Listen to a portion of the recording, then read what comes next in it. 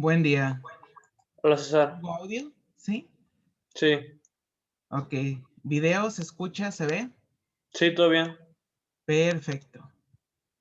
Es- Vamos a esperar César un tiempo para empezar la clase. Voy a dar 8 días inicio, faltan 3. Y si no, de igual manera la clase se está grabando. Varios me mandaron un mensaje que no podían conectarse como en vivo, entonces no hay problema, la voy a grabar y esta al ser pública, esta la voy a subir a YouTube y voy a compartir el link en las cuentas de las asesorías para que cualquier persona pueda acceder. Ah, excelente. Va. Entonces, tomamos 3 minutos y ahorita iniciamos. Voy compartiendo mi pantalla.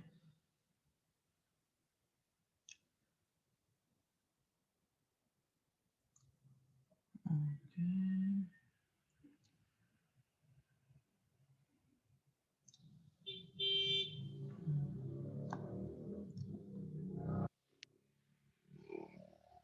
Muy bien, ¿se ve mi pantalla?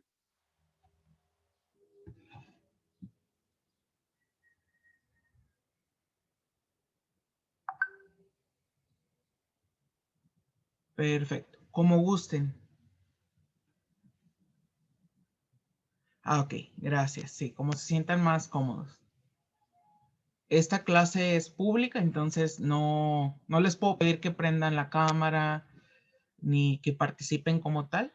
Así que hasta que no se forme el grupo como tal y ya tengamos la confianza de un grupo y la clase solamente se suba al grupo de Facebook donde solamente lo veamos los miembros del grupo, ahí sí ya les pediría que prendan la cámara, ¿va?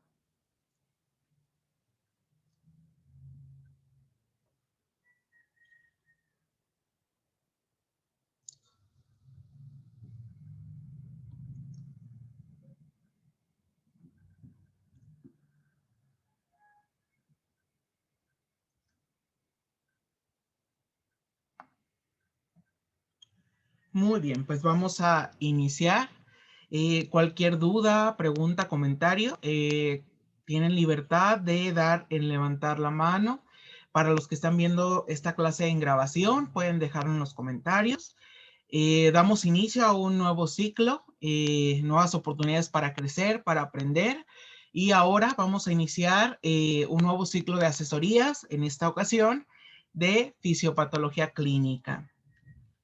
Eh, Varios me conocen, varios no, entonces voy a dar una breve descripción de quién soy yo, ¿no? Porque, pues no solamente porque uno se ha puesto, va uno a tener una audiencia, ¿no?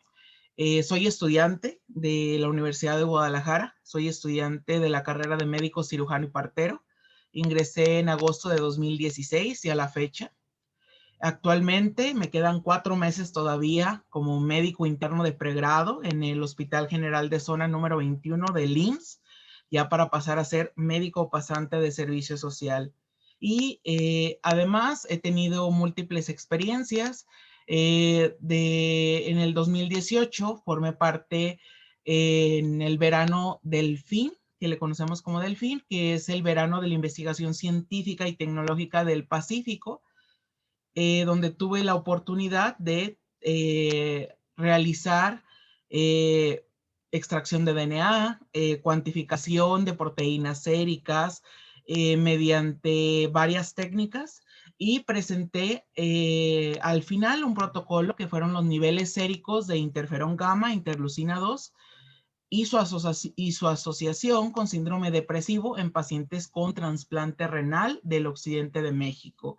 Y aquí una fotografía donde fue la ponencia, fue en la Universidad Tecnológica de Bahía de Banderas, en Nuevo Vallarta. En cuanto a los apoyos, pues fui becado durante un año, de 2017 a 2018, por la Universidad de Guadalajara para el programa Investiga, Incorporación Temprana a la Investigación, en la cual estuve trabajando durante un año con la doctora Melba Gutiérrez Angulo. Aquí está una fotografía con uno de mis maestros y asesor, el el doctor Saúl Ramírez de los Santos. Con él es inmunólogo, con él estuve trabajando durante el verano Delfín, y aquí están algunos de los carteles que he presentado, aquí con la doctora Melba Gutiérrez Angulo y con el doctor Sergio Sánchez, un trabajo que presentamos también sobre polimorfismos, donde se realizó extracción de DNA, reacción de cadena de polimerasa y identificación de los polimorfismos. Y bueno, en cuanto a las asesorías, pues ya a la fecha ya son 2 años y medio, ya no sé cuántos estudiantes he tenido, múltiples generaciones, múltiples materias, siempre presencial, una manera distinta de aprender, pero por circunstancias ajenas, por la pandemia, pues ahora nos pasamos a la modalidad en línea, ¿no? Muy bien, hubo varias dudas sobre las inscripciones. Para las inscripciones, cada uno tiene el derecho a elegir el tipo de plan con el que quiere ingresar a las asesorías. Las asesorías se van a conformar de 40 clases de 90 minutos cada una, las cuales ya están programadas. Aquí está el horario. Todas van a ser en estas fechas, a menos de causas a menos de algún suceso de de fuerza mayor nos lo impida, vamos a seguir este programa. Vamos a tener cada clase de 90 minutos, vamos a iniciar con las clases, las voy a iniciar yo para tratar de no atrasarnos, y las dudas las vamos a dejar al final. Si no hubiera tiempo en esos 90 minutos para responder dudas, pueden dejármelo en los comentarios en los grupos de Facebook, y ahí puedo responder con texto. Si por texto no fuera suficiente, yo subiría un video para aclarar esas dudas y seguir avanzando con los temas. Esto ya que el programa de fisiopatología clínica es muy ambicioso, como pueden ver, va desde neuro hasta nefro, hasta hemato, es muy, muy, muy amplio. Entonces, voy a tratar de seguir lo más posible el programa para que veamos un poco de todo. Y al final, el objetivo es ver 60 horas clase. Son las presenciales, así como el día de hoy, se estarán grabando para quien pueda asistir. El hecho de asistir, pues te da la oportunidad de responder, de hacer sesión de preguntas, respuestas, comentarios. Y si no puedes asistir, puedes ver la clase grabada y dejarme tus dudas, preguntas, ¿va? En cuanto a los paquetes, este es un nuevo sistema en el cual ningún paquete es mejor que otro. Cada uno tiene sus ventajas y sus desventajas. Eso depende de tus propias decisiones y cómo te manejes en lo personal.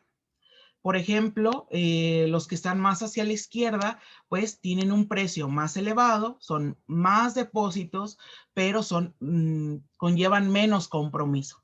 Es decir, son 8 pagos de 300, es decir, tú vas a pagar el día de mañana tus primeras 5 clases, ya no te gustó, ya te cansaste, ya te estresó el semestre, ya no quieres seguir, ya no haces tu siguiente pago y ya te diste de baja, ya no hubo compromiso, ¿sí?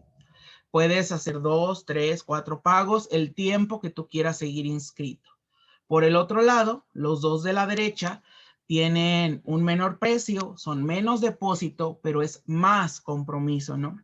Si tú, por ejemplo, pagas el ganador, que es pagar todo el curso, pues te estás comprometiendo a recibir las 60 horas clase, ya sea presenciales o verlas grabadas, ¿no?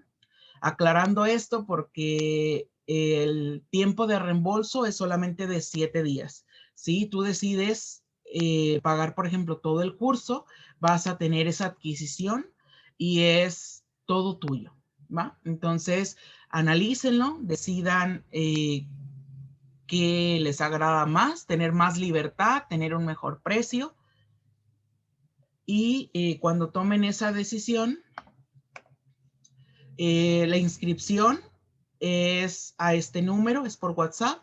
me enviarían su nombre completo, el plan que quieran, cualquiera de estos 4, una foto ya sea del ticket, si lo hacen en depósito en un OXXO o directo en un banco, o la captura de transferencia, si lo hacen en alguna aplicación. Y de favor, en motivo de pago o en descripción de la transferencia, agregar su primer nombre y su primer apellido para registrarlo más fácil. Y su cuenta personal de Facebook para darles acceso. Y aquí está más o menos una descripción. El que da un pago, pues ya tiene acceso a todo. Los demás, aquí sería más o menos cada cuánto deberían de pagar. El que paga, en el que elige emprendedor, su primer pago lo va a hacer a la clase número 20. Entonces aquí está todo el programa, pueden contar 20 clases. Las primeras 20 van a quedar pagadas con el primer depósito.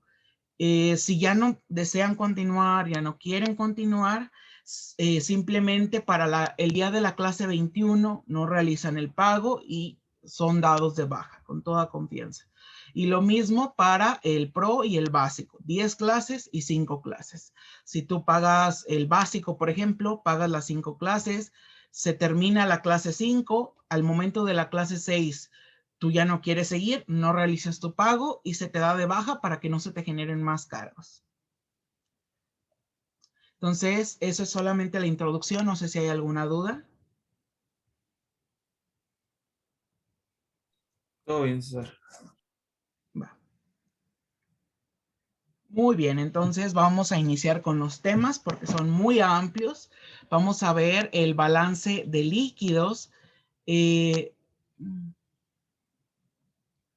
Aquí hay una pregunta. El costo por clase individual sin inscripción. No entendí la pregunta, Aldo. Que si va a seguir contando 40 pesos César la clase. Si eliges el paquete de un pago, creo que da como 40 y tantos. Pero ahora es por planes. Cuando cobraba una clase individual por día, me funcionaba mucho presencial. Así cuando iban, pues les cobraba clase por clase. Como aquí es por pagos y por depósitos, el estrés del semestre, tus ocupaciones, a veces se les pasa el ir a depositar, el ir a pagar, y a veces yo también con el internado se me pasa estarles recordando. Entonces me pareció una buena idea iniciar con esta nueva propuesta. Así cada quien puede contemplar sus tiempos, si tienen tiempo de ir a realizar 8 pagos, 4 pagos, 2 pagos, 1 pago. Y desde el día de hoy ya saben cuándo les tocaría pagar. Si tú, por ejemplo, no tienes tiempo, no se te olvida, pues haces un pago y ya te libraste. Si tú, por ejemplo, tienes tu Bancomer móvil en tu celular y no tienes problema, pues puedes elegir el básico y pagas cada 5 clases, ¿no? El precio de las clases va a depender dependiendo del paquete. Puedes hacer la división. Cuando pagas 1,800, te cubre 40 clases. Si pagas 300, te cubre 5 clases. Esto es el ahorro. Ok, entonces ejemplo, lo que tenemos ahí, por ejemplo, yo que tengo 120 pesos, se me suman a lo que voy a poner yo, por ejemplo, si quiero el Pro, y al que ya, quieran. ok, excelente, ya Sí, entendí. todos los que tienen saldo de asesorías pasadas, al que quieran, ese dinero es suyo. Muy Al que bien, quieran se lo sumo, ¿va? muy bien, gracias. No, por nada. No sé si hay alguna otra duda. Con toda confianza.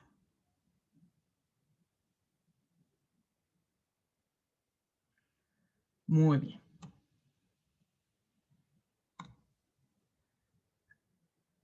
Entonces, vamos a ver, básicamente son 6 temas, pero lo vamos a ver en una clase para poder ver todos los temas.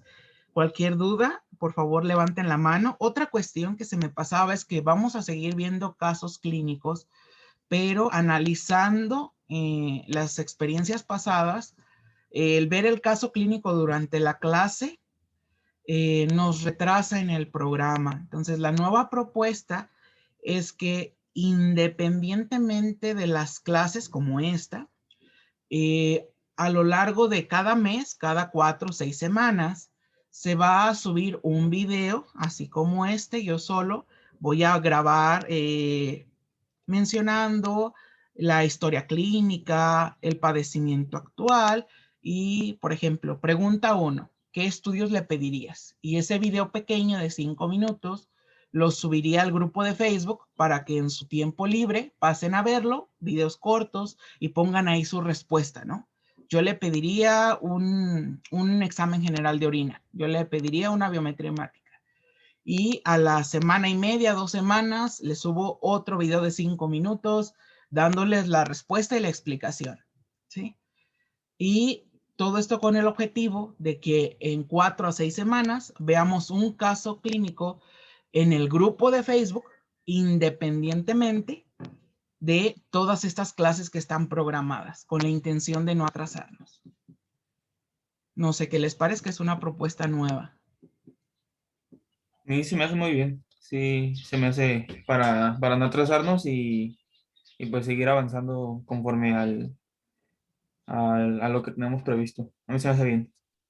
Muy bien.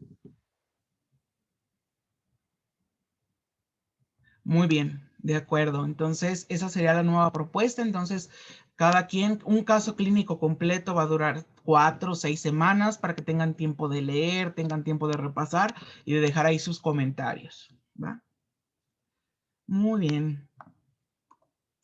Entonces, vamos a iniciar.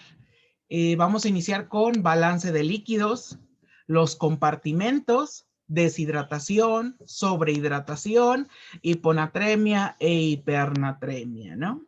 Y aquí tenemos una frase muy, muy poética, pero muy aplicable a la clínica, de Christopher Morley, que nos dice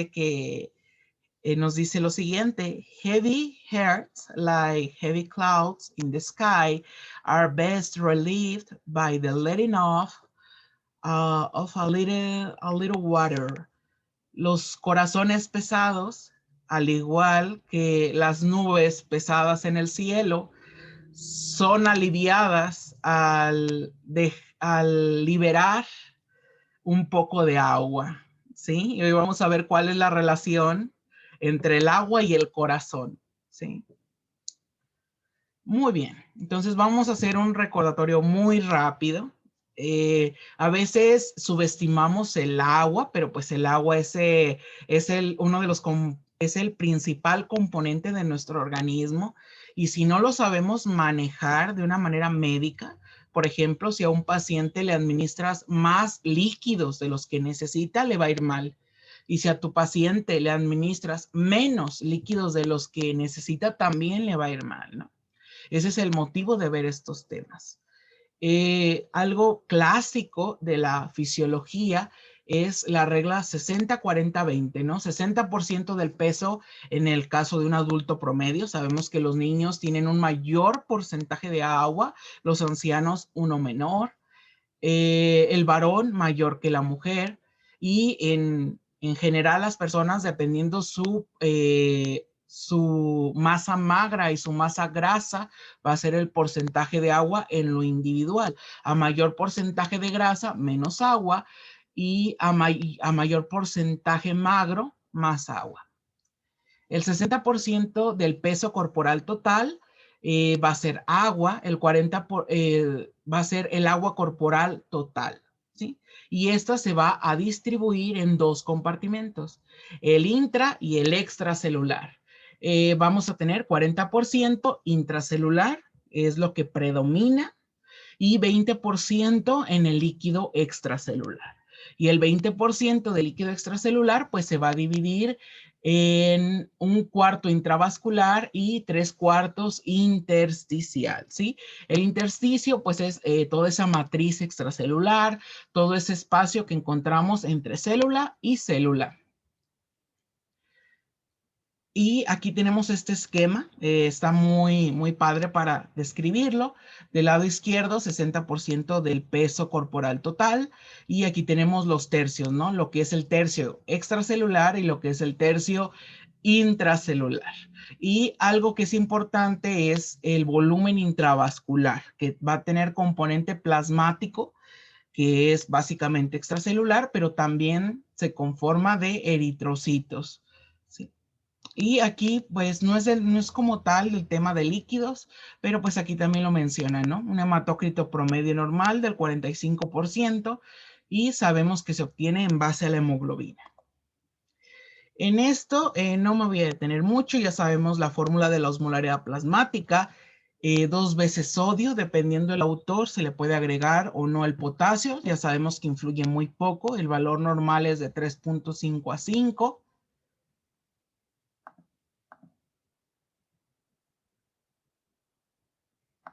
Y la glucosa entre 18 más el nitrógeno ureico sérico entre 2.8. El valor normal va a depender de la literatura. En general es de 2.75 a 2.95. Por ejemplo, esto es de Port y de Harrison.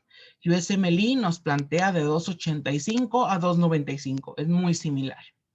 Y en cuanto a los cationes y anones principales, en el espacio intracelular vamos a tener principalmente el potasio y el magnesio, y en el espacio intracelular los aniones van a ser las proteínas y los fosfatos.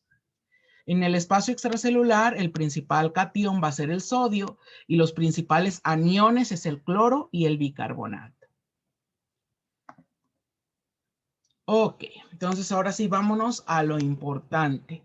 Entender esta fisiología es para entender cómo se enferma el cuerpo humano, ¿no? Cómo se afecta ante la enfermedad. El líquido corporal total, ya vimos la distribución y parte de ese espacio, de estos espacios, hay uno que a veces se nos olvida contar. Por ejemplo, en fisiología, como que a veces se nos olvida, y es el transcelular, que también es extracelular. Este va a ser los líquidos del espacio sinovial, pericárdico, peritoneal y cefalorraquídeo. Suele ser un volumen pequeño, ¿sí? Pero cuando este se altera, nos causa problemas enormes, ¿no? Por ejemplo, el pericardio, que tiene unos mililitros como lubricante, es básicamente un espacio virtual.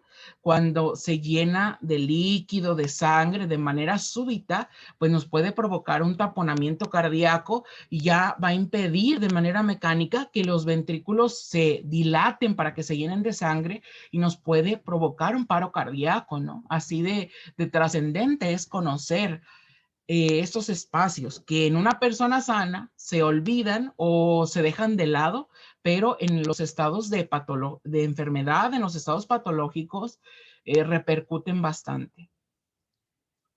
Y aquí la aclaración, el 60% en varones, el 50% en mujeres y en neonatos y prematuros hasta el 70 y al 75%. ¿Sí? Por ejemplo, los bebés que son prematuros o que tienen enfermedades al nacer, se van a una unidad de cuidados intensivos neonatales, conocida como UCIN, y por ejemplo ahí ese bebé se pesa diario, ¿sí? Para ver ese balance de líquidos y la ganancia de peso. Y aquí está un breve recordatorio de los valores normales en el espacio extracelular de electrolitos, ya los recordamos todos, y este es según Port. Y bueno, algo que tenemos que recordar también para entender cómo va a afectar las bases fisiológicas y fisiopatológicas a un individuo completo, íntegro, es que vamos a tener regulación a 2 niveles.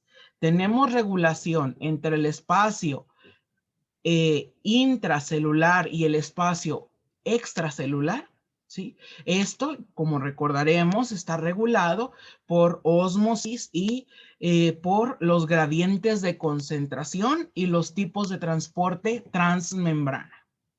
Mientras que la regulación entre el espacio intravascular y el intersticio están regulados por las fuerzas de Frank Starling, ¿sí?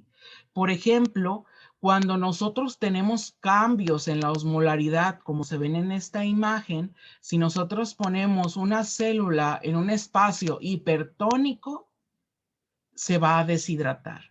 Si la ponemos en un espacio hipotónico, esta célula se va a llenar de agua y se va a hinchar, ¿sí? Y si no lo detenemos a tiempos, truena, se necrosa. Esto es importante.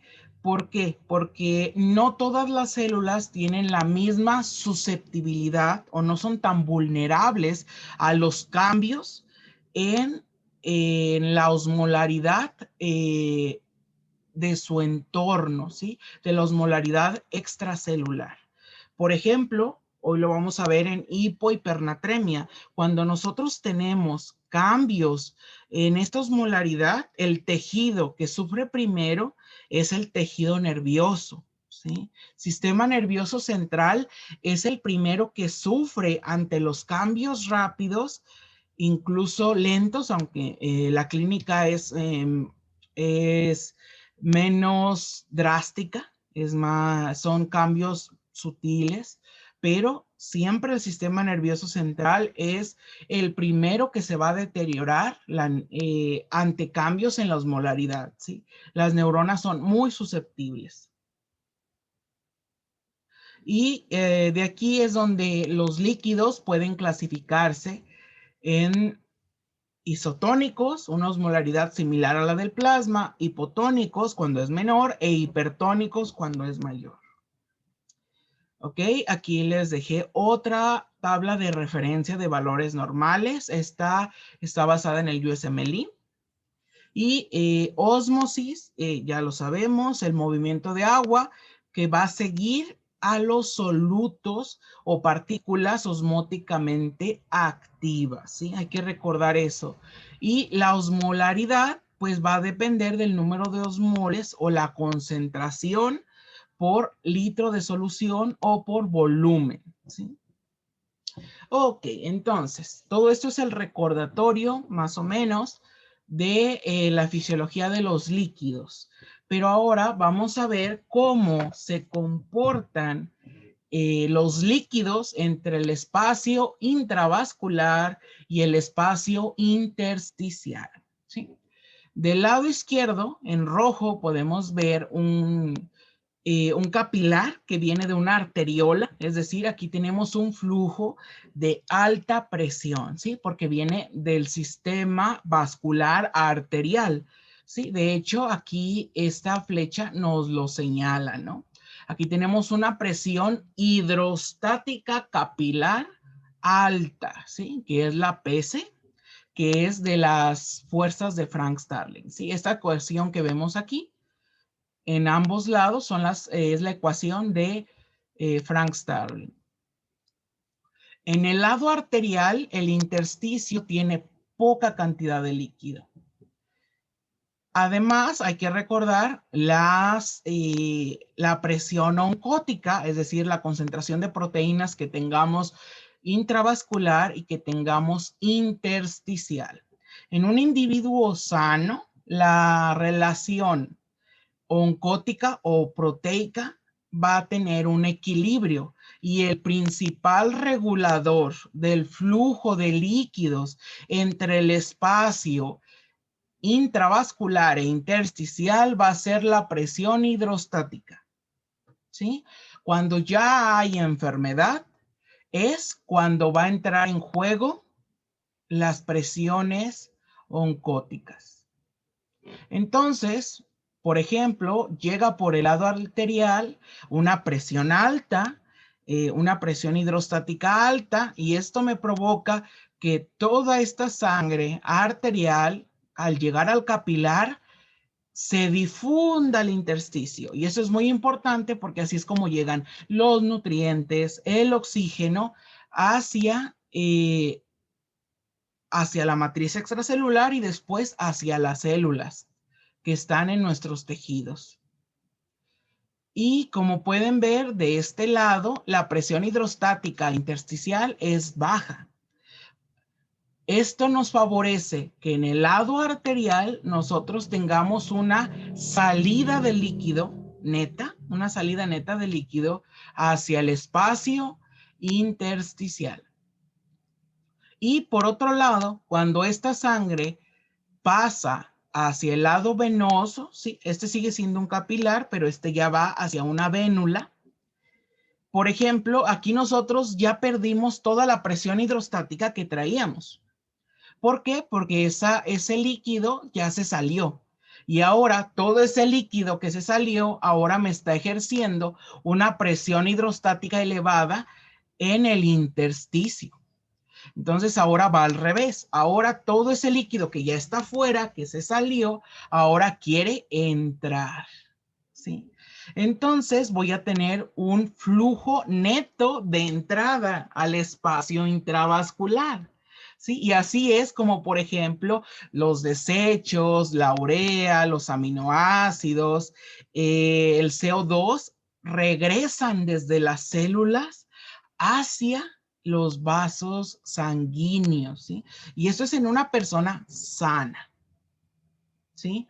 Las arteriolas o el extremo capilar que deriva de las arteriolas viene con una alta presión hidrostática y eso me permite que salga, ¿sí? Que se fugue. Y en el lado venoso, pues ya se fugó todo ese líquido por la presión hidrostática que traía y ahora todo ese líquido que ya está afuera quiere entrar y vuelve a mi vaso. Entonces, como recordatorio, la presión hidrostática capilar menos la intersticial, la oncótica capilar y la oncótica intersticial, ¿sí? Y no sé si alguien recuerda qué nos hace falta para que estas dos fórmulas sean una fórmula de Frank Starling completa. Es el coeficiente de permeabilidad, ¿no? Así es, el coeficiente de permeabilidad. Aquí no lo resaltan porque estamos suponiendo que esto está sano, ¿sí? Aquí no está alterado. Aquí tenemos un endotelio que está funcionando, que está permeable, pero cuando una persona tiene alguna enfermedad, y vamos a ver que puede ser del hígado, del corazón, del sistema linfático, o sea, puede ser de cualquiera de estos órganos y nos va a causar un desequilibrio en las fuerzas de Frank Starling, ¿sí? Y este desequilibrio puede ser un aumento en la presión hidrostática, una disminución en la presión hidrostática, un aumento en la presión oncótica, una disminución en la presión oncótica y algo que también es muy importante es alteración en la permeabilidad vascular, ¿sí? Y esto es importante porque aquí viene una manifestación muy común que es el edema. El edema, creo que se los agregué por aquí, es el aumento clínicamente aparente del volumen de líquido en el espacio intersticial, ¿sí? Cuando se empieza a acumular líquido en el espacio intersticial y nosotros lo observamos, eso ya te habla de que algo está desequilibrado, algo está mal, ¿sí? ¿Dónde puede haber edema? Prácticamente en cualquier intersticio, ¿sí? Es decir, por ejemplo, subcutáneo es lo más común y es lo más visible y hay que recordar la clínica, ¿no? Podemos tener signos y podemos tener síntomas. En cuanto a los signos, podemos tener el signo de Godet, es decir, tú en la piel del paciente, tú haces presión, sueltas y ahí se queda marcado por 3 segundos una depresión. ¿Por qué? Porque ahí hay líquido, ¿sí? Hay líquido que está en ese tejido. En cuanto a los síntomas, por ejemplo, es el ancianito que siente las piernas cansadas, que se le hinchan, ¿sí? Eso es en cuanto a los tejidos periféricos. Pero, por ejemplo, se puede fugar este líquido al tercer espacio y podemos tener líquido, por ejemplo, en peritoneo y nos puede dar una ascitis. El paciente se vuelve, le crece la barriga y es puro líquido. En cuanto a los signos, nosotros podemos detectarlo con el signo de la ola, es decir, tú pones una mano en un lado del abdomen y pones la otra mano en el otro lado del abdomen o de la barriga y haces un movimiento, ¿sí? Y en la otra mano vas a sentir el movimiento del agua, porque es agua que está en el peritoneo. ¿Sí? Y en cuanto a los síntomas, pues el paciente siente pesadez en el abdomen, claro está, trae ahí 2, 3 litros de agua y el problema es que cuando se acuesta siente que le falta la respiración, ¿sí? Que le oprime. ¿Por qué? Porque pues esto va a impedir o va a ser una barrera mecánica para que el diafragma se pueda contraer de manera adecuada, ¿sí? También podemos tener edema, algo que es muy importante es a nivel pulmonar, ¿sí? La salida, hay que recordar que en la membrana de intercambio gaseoso es muy delgada. La membrana de intercambio gaseoso es muy delgada precisamente para permitir el flujo de gases, ¿sí? Tenemos una capa de endotelio, tenemos una membrana basal y después ya tenemos los neumocitos, ¿sí? Entonces son 3 células, 3 celulitas ahí que nos dividen la sangre del aire, ¿sí? Entonces cuando estas presiones se alteran, empieza a fugar agua a donde debería de haber aire, ¿sí? Entonces esa agua empieza a entrar a los alveolos y empieza a inundar los alveolos. Entonces eso es lo que se llama edema pulmonar, ¿sí? Presencia de agua en los alvéolos, ¿sí? Y esto es grave porque nos afecta el intercambio gaseoso. El paciente no puede exhalar el CO2, por eso nos puede dar una acidosis respiratoria y, por ejemplo, no puede captar la hemoglobina el suficiente oxígeno, ¿sí? Por lo tanto, nos puede provocar una insuficiencia respiratoria aguda, ¿sí?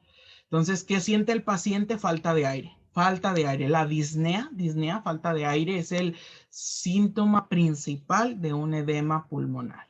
En cuanto a los signos, por ejemplo, si tú pones tu estetoscopio, vas a escuchar cómo cuando el paciente respira y entra aire, ese aire está peleando con el agua que está en el alveolo.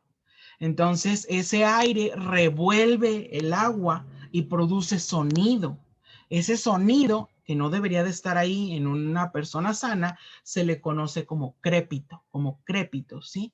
¿Y cómo se escucha? Quien tenga cabello largo es muy similar. Pueden buscarlo en internet, pero ahorita a la mano algo que es muy similar es el frote de cabello uno contra otro cerca de su oído. Les va a producir un sonido muy similar al agua alveolar, ¿sí? Cuando el paciente inspira y empieza a revolver esa agua alveolar, ¿sí? Ese es el edema pulmonar. También, por ejemplo, otra cuestión es el derrame pleural, ¿sí? Las pleuras son un espacio virtual también. Tenemos pleura parietal, pleura visceral. Y entre esas dos pleuras tenemos una cantidad mínima de líquido para permitir esa lubricación. Pero cuando nosotros tenemos alteración de las fuerzas de Frank Starling, ese líquido empieza a fugar hacia el espacio pleural. Entonces va a empezar a comprimir el pulmón, va a impedir que el pulmón se expanda de manera completa. Entonces ahí el paciente puede sentir también la falta de aire, pero al escuchar con el estetoscopio se va a escuchar diferente. No vas a escuchar el crepito porque no hay agua en el alveolo, el aire entra. Pero, por ejemplo, conforme el agua va subiendo en el espacio pleural, el agua sube y sube y sube, el pulmón ya no baja, ¿sí? Entonces, si el pulmón ya no baja, Tú quieres escuchar con tu estetoscopio los sonidos, el murmullo vesicular se le llama a los sonidos pulmonares de la respiración. Quieres escuchar cómo entra el aire en la base, a mero abajo, y no oyes nada. Y no oyes nada abajo porque abajo hay agua, no hay pulmón, ¿sí? Entonces es distinto. Cuando hay agua en la pleura, el pulmón va a estar arriba, ¿sí? Y si tú pones tu estetoscopio abajo de donde está el nivel del agua, no vas a oír el pulmón, no lo vas a oír, ¿sí? Y si el agua está adentro del alveolo, vas a escuchar esos crépitos, ¿sí? ¿Por qué? Porque el aire está moviendo esa agua, ¿sí? Por dar un ejemplo, ¿sí? Entonces, esas son las manifestaciones, pero las causas son múltiples. Por ejemplo, un aumento en la presión capilar, hidrostática capilar, nos la puede dar una falla cardíaca. Una falla cardíaca es la insuficiencia del corazón como bomba. Es decir, sabemos que la sangre venosa llega hacia el corazón y llega a la aurícula derecha. Y de ahí al ventrículo derecho, pulmones, aurícula izquierda, ventrículo izquierdo y al sistema arterial. Es decir, el corazón es mi comunicación entre el sistema venoso y el sistema arterial. Si mi corazón falla, yo voy a tener poca sangre a nivel arterial, pero mi sangre se me va a acumular en el lado venoso, ¿sí? La sangre llega a las aurículas y llega y llega y llega, pero el corazón no es capaz de bombearla toda. Entonces empieza a acumular toda esa sangre en el corazón, que se le conoce como corazón derecho, ¿sí? Entonces empieza a haber un aumento patológico de la presión hidrostática capilar a nivel venoso, ¿sí? Por ejemplo, otro es una disminución de las proteínas plasmáticas o una disminución de la presión oncótica o coloidosmótica, ¿sí? ¿Y en qué caso nos disminuyen las proteínas plasmáticas? En varios, ¿sí? Hay distintas causas. Por ejemplo, el síndrome nefrótico es cuando el glomérulo está dañado y esa barrera de filtración permite que las proteínas se orinen. Entonces tenemos un paciente que cada vez que va a hacer pipí está orinando proteínas, está orinando albúmina, está orinando globulinas. Entonces por eso la presión oncótica va a bajar. Y si la presión oncótica vascular baja demasiado, el agua se va a escapar de los vasos, ¿sí? Y algo que también es importante es que la albúmina y varias de las principales proteínas plasmáticas, ya que veamos hígado, lo vamos a ver más a detalle, se producen en el hígado. Si el hígado está dañado, como en un paciente cirrótico, y los hepatocitos ya no producen proteínas, también vas a tener una presión coloidosmótica disminuida. Y en el caso de una desnutrición proteica, ojo con esto, ¿sí? Esto es común en los niños, ¿sí? Hoy en día podemos decir que en el mundo no se ha erradicado la desnutrición, ¿sí? Nosotros dependemos de la dieta en gran parte, sobre todo para los aminoácidos esenciales, para la síntesis de proteínas. De hecho, pueden buscarlo en internet, los niños con kwashiorkor, es decir, una desnutrición proteica muy severa. Ya no es común verla a grados tan severos, pero todavía se presenta, ¿sí? Son niños muy delgaditos, muy delgaditos, por una consumción muscular, pero a la vez, al no tener proteínas séricas, el líquido se fuga y se va a peritoneo y se forma ascitis. Entonces el niño termina teniendo una barriguita prominente, pero es una barriguita de agua, ¿sí? ¿Ok? Y aquí esto es algo también bien importante. Nunca nos olvidemos del coeficiente de permeabilidad, ¿sí?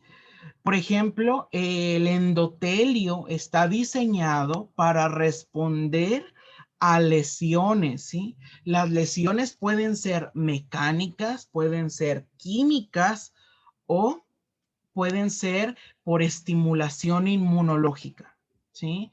Por ejemplo, en un paciente quemado, los pacientes quemados pierden de proteínas, pierden de líquido como no se imaginan, ¿sí? Un paciente quemado con un porcentaje de superficie corporal dañado, sobre todo quemaduras de tercer grado, pierden por la piel, pues que ya no hay piel, pierden por la superficie corporal, pierden agua, pierden proteínas, ¿sí? Además, por ejemplo, en el caso de toxinas, de infecciones, a reacciones alérgicas, ¿sí? Por ejemplo, aquí no le ha pasado que le pica una abeja y se hincha, ¿sí? Se le hincha el dedo, se le hincha el cachete, no sé dónde le picó. ¿Por qué? Por activación del sistema inmune. Cuando el sistema inmune detecta una amenaza, se activan neutrófilos, se activan leucocitos, después lo vamos a ver, toda esta cascada de señalización, se activa los glóbulos blancos y para que los glóbulos blancos puedan llegar hasta donde está la amenaza, deben de salir de la sangre. Y para que puedan salir, deben de atravesar la pared vascular. Y para atravesar esta pared vascular, el endotelio se comunica.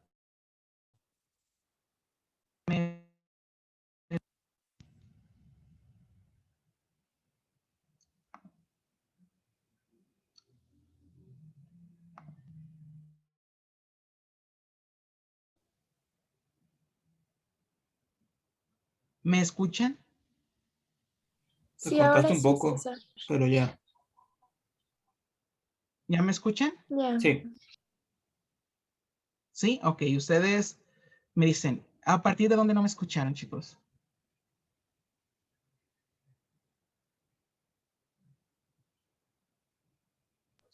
Yo alcancé a escuchar hasta lo de los glóbulos blancos que atraviesan el capilar. Yo alcancé a escuchar hasta eso. Perfecto. Entonces, pero ojo, después lo vamos a ver porque tenemos todo un apartado para ver sistema hematológico, pero los leucocitos o los glóbulos blancos se comunican con el endotelio, no lo lesionan directamente, y el endotelio aumenta el espacio interendotelial o intercelular, ¿sí? Y a través de ese espacio permite la migración de los glóbulos blancos. Pero imagínense, si el endotelio se abre, es decir, aumenta la permeabilidad tanto como para que células pasen, imagínense cuánta agua no se va, ¿sí? Por eso se hinchan, ¿sí? Por eso se edematiza el área donde te picó un animal, donde te golpeas, ¿sí? Por ejemplo, en un golpe hay lesión mecánica, también por eso hay edema, ¿sí? Y ojo, eso es bien importante porque el edema, fíjense, el edema se puede presentar en un ancianito que ya le falla el corazón, por ejemplo, en el pie, o en un niño de 6 años que estaba en la playa y le picó una abeja en el pie. Y los dos tienen edema por alteraciones de las fuerzas de Frank Starling. Pero es una clínica totalmente distinta, ¿sí? Ahí es donde el médico entra como investigador a ver qué pistas tienes para descartar ciertas posibilidades.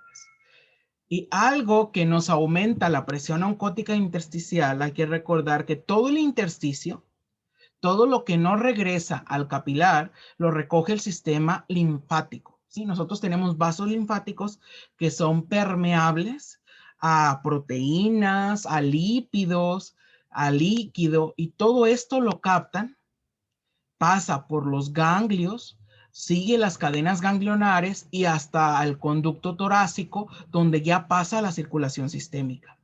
Pero si algo nos tapa los conductos linfáticos, se nos van a acumular las proteínas acá afuera en el intersticio. Entonces, eso va a favorecer que se forme edema, ¿sí? Por ejemplo, hay algunas infecciones como la filariasis, donde unos parásitos infectan el sistema linfático y lo tapan, ¿sí? Y tapado el sistema linfático, pues ya no hay por dónde se regresen esas proteínas. Se acumulan las proteínas en el intersticio y jalan agua, ¿sí? Y ahí tenemos edema. Entonces, no sé si hay alguna duda. Vamos a ver un poco más de estas causas, pero estos son los principios básicos fisiopatológicos para la formación de edema.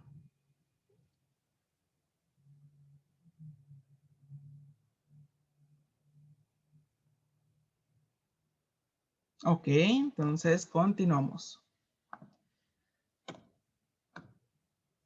Ok, entonces ya vimos más o menos qué nos lo puede causar. Entonces vamos a desglosarlo por enfermedades. Un aumento de la presión capilar hidrostática nos lo puede causar la insuficiencia cardíaca, ¿sí? Como ya mencionaba, se acumula la sangre en el lado venoso, ¿sí? En la circulación derecha. Una insuficiencia o una falla renal, ¿sí? Eso tenemos una clase completa para pura insuficiencia renal aguda y para pura insuficiencia renal crónica, y ahí lo vamos a desglosar más a detalle. La retención de sodio premenstrual por las acciones hormonales. En el embarazo, chicos, en el embarazo es bien común, sobre todo a partir del 7º mes, cuando el útero gestante ya tiene un volumen suficiente para comprimir sobre todo los vasos venosos, ¿sí? Por ejemplo, a nivel ilíaco. El útero empieza a hacer compresión de la cava abdominal y de las ilíacas y toda esa sangre se empieza a acumular en las piernas, ¿sí? En los vasos de las piernas, en los vasos venosos. Entonces va a haber un aumento de la presión hidrostática, ¿sí? Entonces la mujer siente las piernas hinchadas, cansadas, ¿sí? Y le, le puedes hacer la prueba de Godet y vas a ver cómo se acumula agua en los tejidos, ¿sí? Por eso a una embarazada se le recomienda que duerma de lado, ¿sí? Para que el útero gestante no comprima la vasculatura, ¿sí? Un exceso de calor, fármacos, ¿sí? Los fármacos los van a ver más a fondo en farmacología, pero hay muchos fármacos que dentro de sus efectos adversos está generar edema, ¿sí? Y la obstrucción venosa, ¿sí? Por ejemplo, cuando nosotros tenemos una enfermedad hepática, una cirrosis hepática como tal, cuando una persona es alcohólica, cuando una persona tiene hepatitis de manera crónica, cuando hay una inflamación en el hígado que termina deteriorando demasiado el hígado se vuelve fibrótico, chiquito, ¿sí? Y eso impide que la sangre que llega al hígado por el sistema porta, por la vena porta y sus ramas, pueda pasar a los sinusoides hepáticos. Entonces, toda esa presión te causa algo que se llama hipertensión portal, ¿sí? Entonces, toda esta hipertensión portal te causa un aumento de la presión hidrostática vascular venosa a nivel abdominal, ¿sí? De la mesentérica superior, de la esplénica, ¿sí? Por eso estos pacientes desarrollan de manera frecuente ascitis, acumulación de líquido en el espacio peritoneal, ¿sí? Y, por ejemplo, también algo que vamos a ver en hemato son las trombosis. Cuando alguien tiene una enfermedad en la sangre que favorece que se active la cascada de coagulación y se forma un coágulo y obstruye el flujo venoso, eso también nos puede causar hipertensión portal, ¿sí? Edema pulmonar agudo, ¿sí? El edema pulmonar también puede derivar de una obstrucción venosa, y algo que también es muy común, más de lo que a veces nos imaginamos, es la trombosis venosa, ¿sí? Sobre todo la trombosis venosa profunda. Se forman trombos, ¿sí? Se activa la cascada de coagulación, se forma un trombo y obstruye una vena, ¿sí? Ese trombo, si se queda ahí, pues te va a causar edema en toda la extremidad, ¿sí? Porque la sangre se está acumulando y ahí va a aumentar la presión hidrostática. Y ahí viene un dato clínico bien importante. Llega paciente con las piernas hinchadas. Ahí lo importante es preguntar o tú mismo hacer la reflexión al hacer la exploración física. ¿El edema es general? ¿Se le hinchan también los brazos, también las piernas o nada más las piernas? ¿Sí? Y si se le hinchan las piernas, ¿se le hinchan las dos por igual o se le hincha solo una?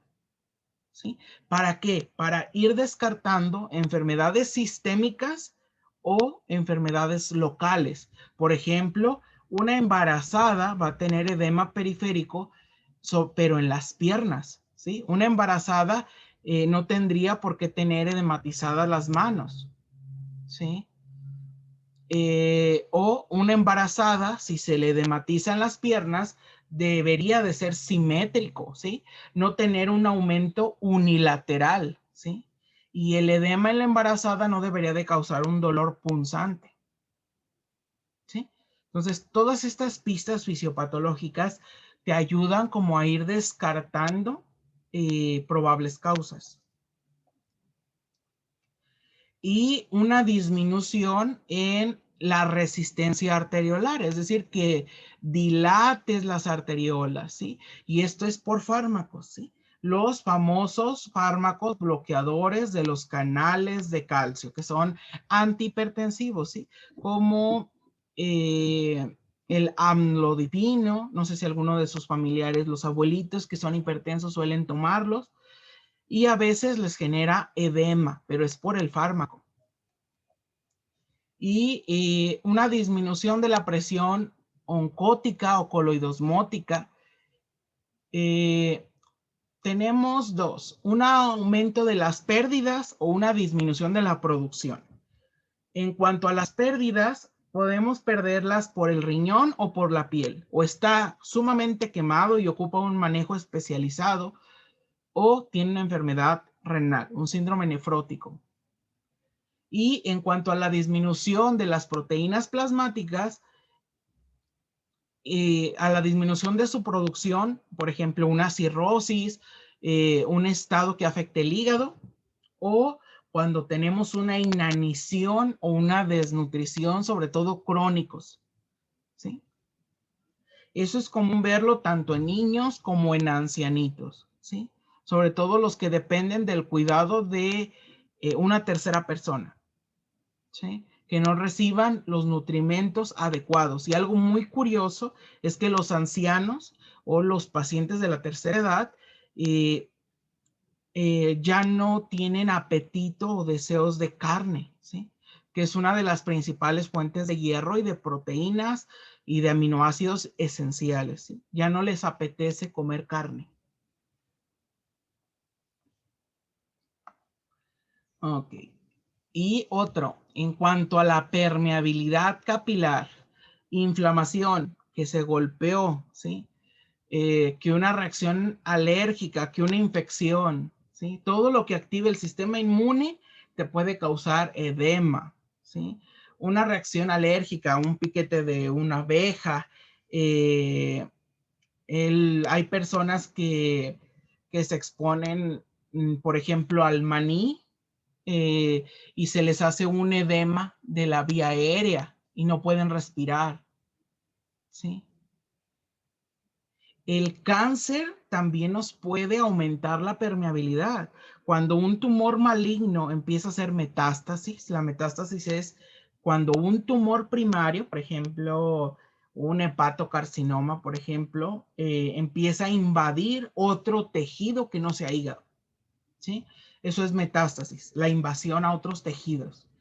Cuando empieza a invadir otros tejidos, empieza a aumentar la permeabilidad vascular, porque una de las principales vías para la metástasis es la vascular, ¿sí? La hematógena, es decir, las células del cáncer cuando llegan a los vasos pueden viajar por la sangre y cuando se implantan o hacen un nicho en otro tejido, pueden aumentar la permeabilidad, ¿sí?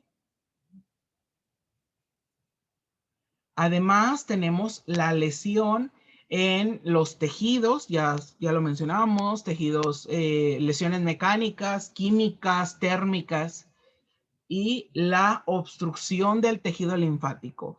Por ejemplo, el cáncer también hace metástasis a los ganglios linfáticos, y si el tumor impide que el líquido se reabsorba por los ganglios linfáticos, también va a haber edema, ¿sí? Por ejemplo, también hay derrame pleural que se produce por cáncer, ¿sí? Que se le llama paraneoplásico. Y, por ejemplo, cuando alguien tiene cáncer, una de las indicaciones es retirar el tumor y, en ciertos casos, retirar también los nódulos linfáticos por el riesgo de que ahí haya metástasis, de que se quede cáncer en el cuerpo.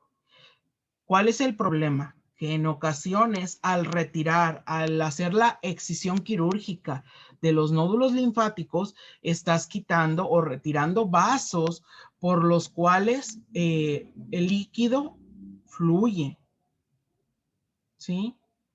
Entonces, esa zona que perdió nódulos linfáticos puede generarte edema.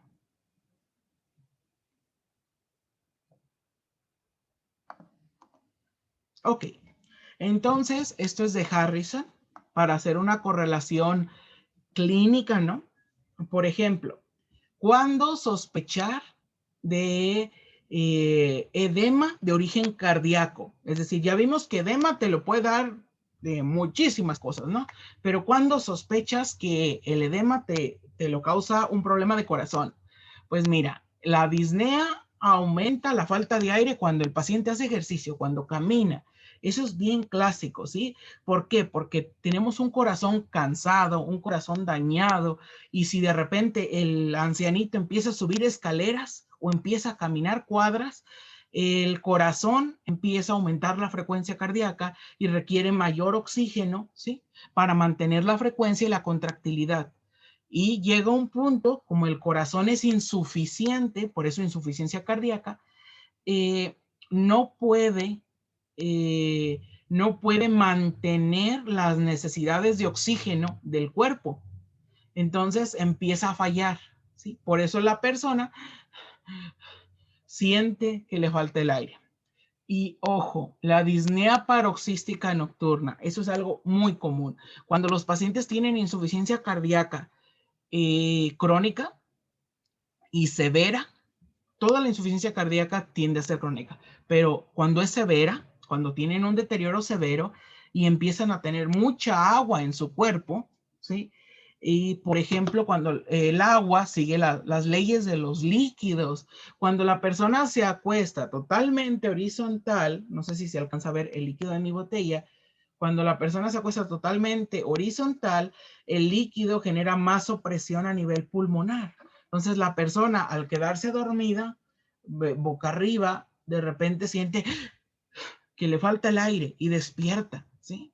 Y por eso estos pacientes tienden a dormir, entre más severa sea la insuficiencia cardíaca, tienden a dormir con más almohadas, más sentados, ¿sí? Más sentados, ¿sí? Y en cuanto a la exploración física, ¿qué podemos encontrar? Un aumento de la presión venosa yugular. Hay que recordar que Del lado derecho podemos encontrar las venas dilatadas. ¿Por qué? Porque la aurícula derecha está congestiva porque el corazón está acumulando sangre. Puede haber cianosis periférica, que es decir, que la piel se vuelva moradita, azulada, porque no llega suficiente oxígeno, que las puntas de los dedos, las puntas de los pies estén frías, ¿sí? Y en cuanto a los exámenes de laboratorio, se lo van a ver más adelante. Podemos pedir péptidos natriuréticos. Estos se elevan cuando el corazón cuando las paredes de las aurículas se dilatan, porque hay mucho volumen sanguíneo, se dilatan, empiezan a sintetizar péptidos natriuréticos y nosotros los podemos medir. Y, por ejemplo, en el caso de que el origen del edema sea el hígado, acá no es común la disnea. ¿Por qué? Porque el hígado, al estar dañado, el problema en las fuerzas de Frank Starling va a ser del hígado para abajo, ¿sí? ¿Cuáles son las tributarias de la porta, no? El sistema portal que recibe la sangre del tracto gastrointestinal, ¿sí? Las mesentéricas, la esplénica, ¿sí? Y se suele asociar a citis, ¿sí? La citis suele ser recurrente. Y, por ejemplo, aquí te mencionan el abuso de alcohol, porque las personas que consumen mucho alcohol suelen tener cirrosis, pero depende de la causa. Por ejemplo, hay personas que tienen cirrosis por hepatitis, y la hepatitis la pudieron contraer por inyectarse drogas intravenosas o por prácticas sexuales de riesgo, ¿no? Dependiendo la causa de la falla hepática.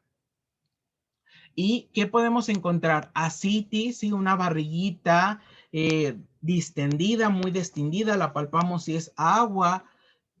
A nivel yugular, el cuello suele ser normal. Y pues ya características propias de la enfermedad hepática que veremos después en hígado, ¿no? Por ejemplo, cuando el hígado no puede eliminar todas las toxinas, estas toxinas pueden causarte daño cerebral, ¿sí? Pero eso ya no es por el edema, ¿sí? Y por ejemplo, en ellos podemos encontrar albúmina bien bajita en la sangre. ¿Por qué? Porque el hígado ya no sintetiza albúmina, ¿sí? Poco colesterol, pocas proteínas hepáticas, ¿sí? Todo lo que produce el hígado va a estar bajo, ¿sí? Y además tenemos enzimas como la ALT, AST, las aminotransferasas, no sé si la recuerdan de las vías enzimáticas, de las vías metabólicas para la degradación de la urea, para la eliminación del nitrógeno. En el hígado nosotros tenemos esas enzimas. Cuando los hepatocitos truenan, cuando los hepatocitos se mueren, estas enzimas se liberan a la sangre y nosotros podemos encontrar estas enzimas elevadas a nivel sanguíneo. Y en la insuficiencia renal podemos encontrar esta retención de líquidos, pero sobre todo en la enfermedad renal crónica, ¿no?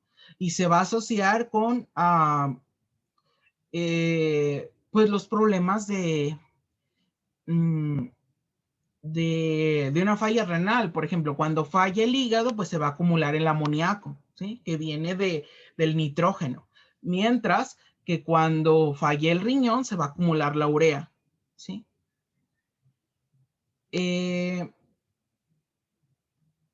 Y ya, por ejemplo, estos pacientes con falla renal que no orinan, que no pueden excretar líquidos, por eso el aumento de la presión hidrostática, en ellos pueden oler a urea, ¿sí? Tienen un olor característico. En ellos pueden tener hipertensión, pueden tener ese olor, derrame pericárdico cuando es muy, muy severo. Y, por ejemplo, nosotros ya sabemos que un paciente con falla renal pues va a tener elevación de la creatinina, ¿sí?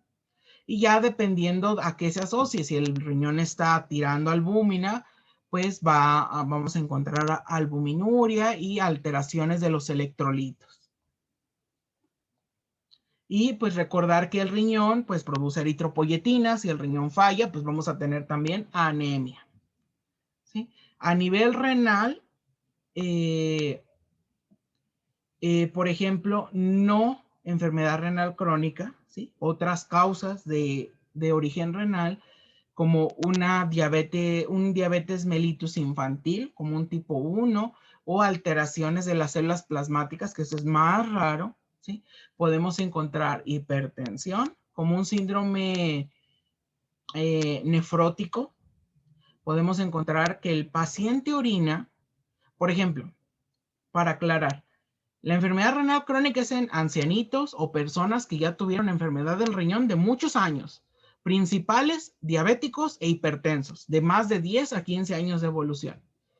Los que tienen síndrome nefrótico pueden ser niños, ¿sí? Pueden ser adultos jóvenes. Y ellos pueden tener hipertensión, un aumento de la orina, de proteínas en orina. Por ejemplo, en ellos la orina puede ser hasta espumosa por la presencia de proteínas en la orina, ¿sí? Y por ejemplo, el hígado quiere compensar la síntesis de proteínas, pero de manera colateral va a sintetizar más colesterol. Por eso tenemos una hipercolesterolemia. Y a veces también se puede presentar hematuria microscópica, ¿sí? Más de 3 eritrocitos por campo de alta resolución. Es decir, el paciente no ve la sangre roja, ¿sí? Si vemos la sangre roja, no es común de un síndrome nefrótico. Y aquí les dejé la lista de todos los fármacos, esto lo van a ver en Pharma, que nos puede causar edema. Ok, eso es en cuanto a los compartimentos y sus alteraciones fisiopatológicas. No sé si hay alguna duda.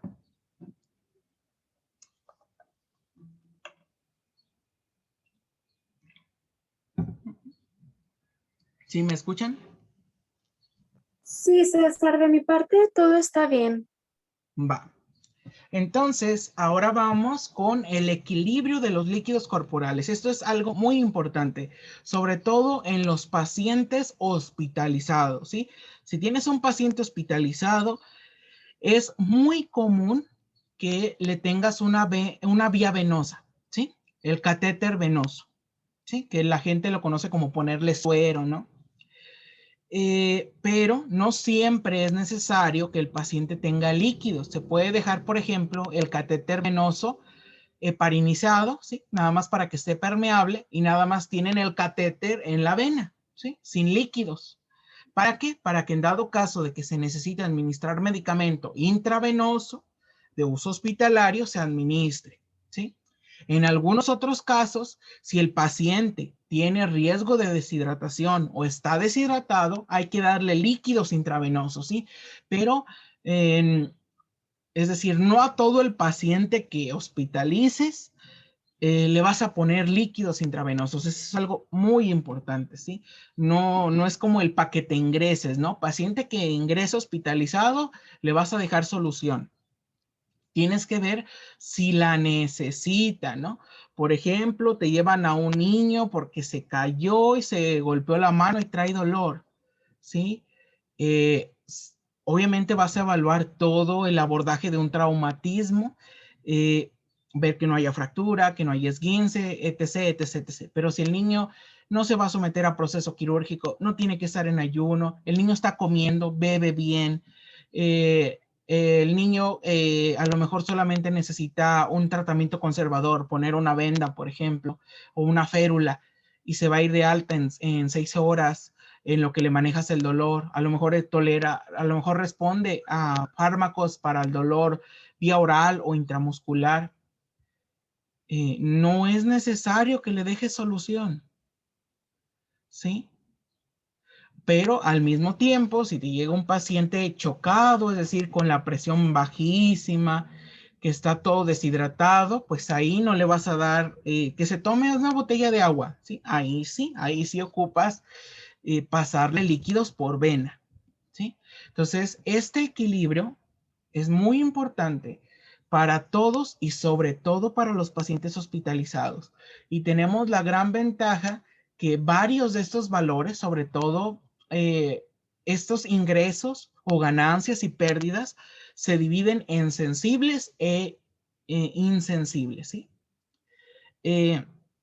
Las ganancias y pérdidas sensibles en un hospital, por ejemplo, gracias a nuestras compañeras de enfermería, nosotros podemos ver en enfermería todo el reporte de los ingresos y los egresos que tuvo el paciente, cuánto orinó, si el paciente tiene sonda o si el paciente tiene, por ejemplo, un dren y está sacando pus, si está sacando líquido o vomitó, cuántas veces vomitó, porque todo eso es pérdida. Si tuvo fiebre, el aumento de la temperatura corporal te aumenta las pérdidas de líquido, ¿sí?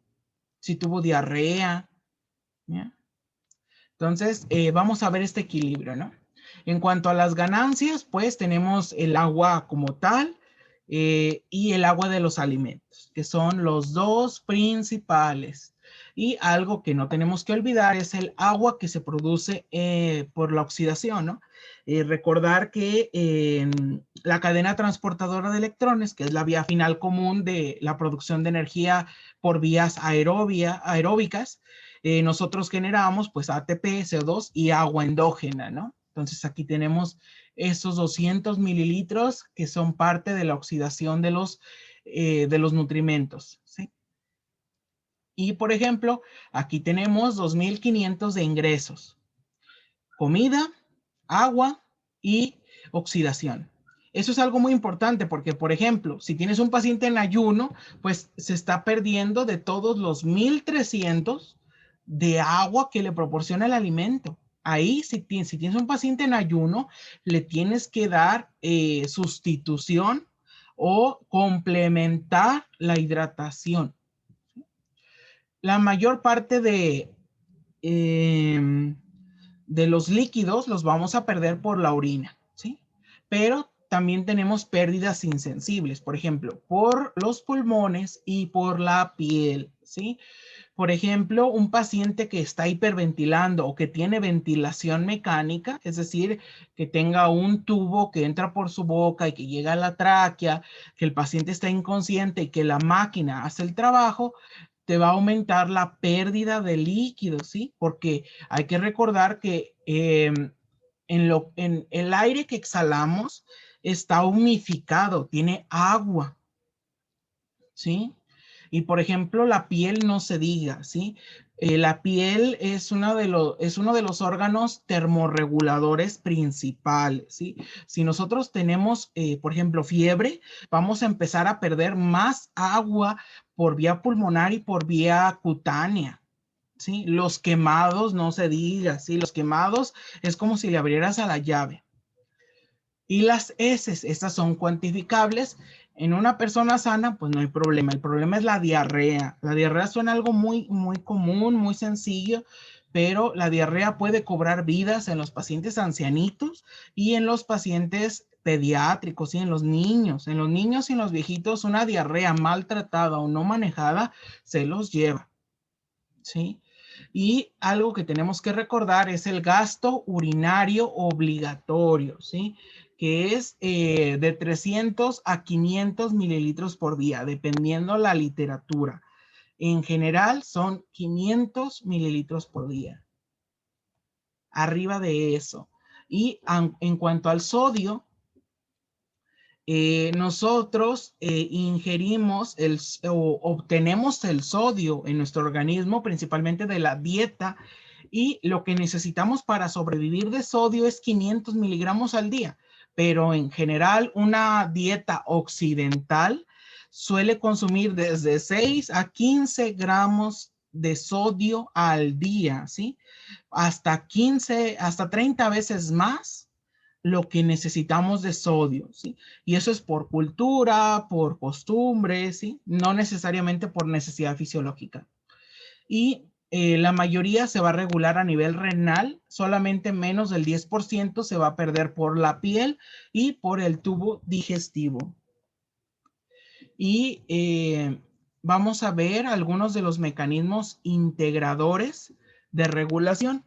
De aquí se van a llevar de tarea el aumento, lo vemos la siguiente clase, cuánto aumenta la pérdida de líquidos por cada grado de fiebre por cada hora. ¿Sí? Por ejemplo, si yo estoy hospitalizado y tengo 39 grados de temperatura y duro con esta fiebre 6 horas, ¿cuánta agua más voy a perder? ¿Sí? Y ¿cuál es el término para anuria y para oliguria? ¿Sí? Hay algo que se llama orina kilo hora. ¿Sí? También eso lo revisan y lo vemos la siguiente clase. ¿Sí me escuchan? Sí, César. Va. Eso es algo muy, muy útil en el hospital, ¿eh? No se imaginen. ¿Cuánto pesa mi paciente? ¿Cuánto orinó en las 24 horas previas? ¿Y cuánto es su gasto urinario?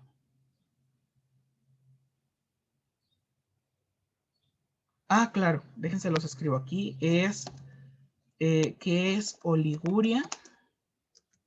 ¿Qué es anuria? Y hay varias maneras de definirlo. Por mililitros por 24 horas. Y hay otra forma de definirlo que son, eso es de orina, los mililitros por kilo de peso por hora. ¿Sí? Y las pérdidas de líquidos por cada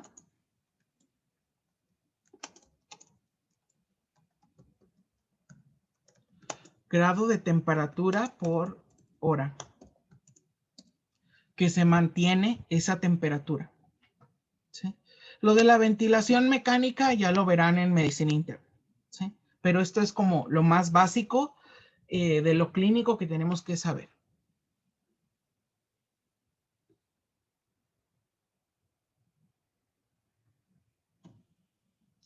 Ok, entonces, para cerrar el día de hoy, creo que no vamos a alcanzar a ver todo, ya son 9:28, pero cerramos con la disminución del gasto cardíaco, ¿sí? Y me gustó este esquema, este es de Harrison, porque te maneja como toda la integración, ¿no? Por ejemplo, al final del día tenemos una disminución del gasto cardíaco. ¿Alguien me recuerda qué es el gasto cardíaco? Volumen de sangre que se bombea por minuto, ¿no? Ok, entonces la fórmula es... Ah, eso no lo recuerdo. Ok, ¿cómo puedo saber cuál es el gasto cardíaco de un paciente, Monse? Ah, No recuerdo, ¿eran los latidos por minuto? Frecuencia cardíaca, Es bien. ajá, la frecuencia cardíaca y creo que era, pues era la presión, pero habías dicho como que, ¿cómo se sacaba? Pues sí, es Sí. presión y frecuencia cardíaca, ¿no? No, Aldo.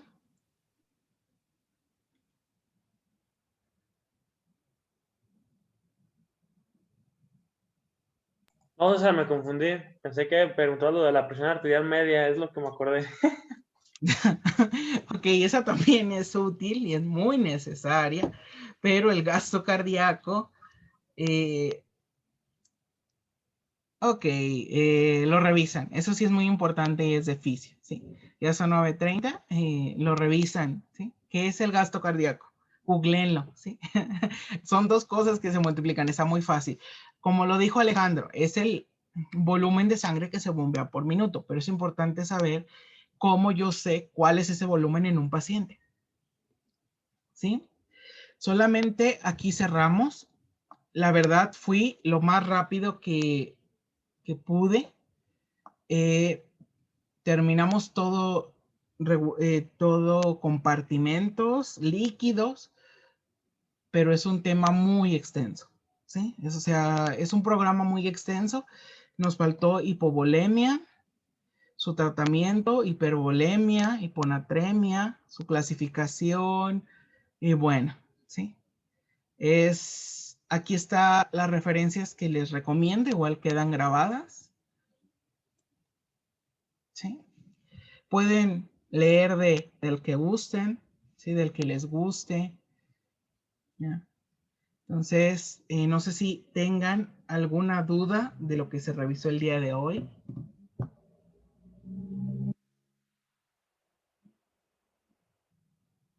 Yo todo bien, César.